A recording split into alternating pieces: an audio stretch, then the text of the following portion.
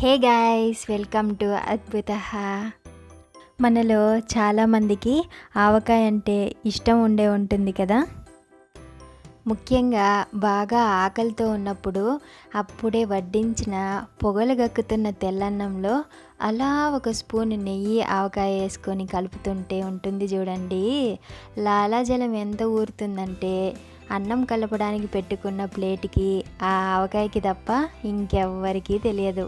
ఇంతగా ఊరించే ఆవకాయ గారు కూడా పాతపడిపోవడం, ముఖ్యంగా బయట కొనుగోలు చేసినప్పుడు ఎక్స్పైరీ డేటు దగ్గరికి రావడం, మనం తొందరగా ముగించేయాల్సి రావడం జరుగుతూనే ఉంటుంది.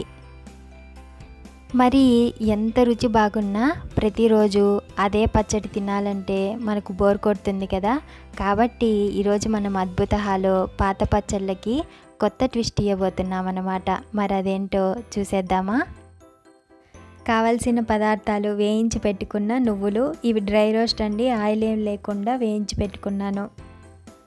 1 కప్పు ఆవకాయ పచ్చడి మరియు ఉల్లిపాయలు కావాలి. ఈ 3 పదార్థాలే మనకు ఇప్పుడు కావాల్సింది. మీరు తీసుకున్న ఆవకాయలో ఎక్కువగా నూనె కానీ గుజ్జు కానీ ఉన్నట్లయితే కాస్త తగ్గించుకోండి. నేనైతే ఎక్కువగా ఆవకాయ ముక్కల్ని వేయించి పెట్టుకున్న నువ్వుల్ని మిక్సీలో వేసుకొని ఒకసారి గ్రైండ్ చేసి పెట్టుకున్నాను.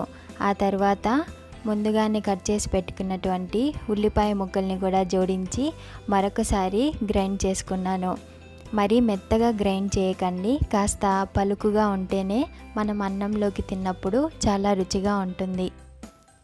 చూశారు కదూ, 5 నిమిషాలలో పాత ఆవకాయ పచ్చడితో రెట్టింపు రుచితో సరికొత్త ఆవకాయ పచ్చడి రెడీ అయిపోయింది.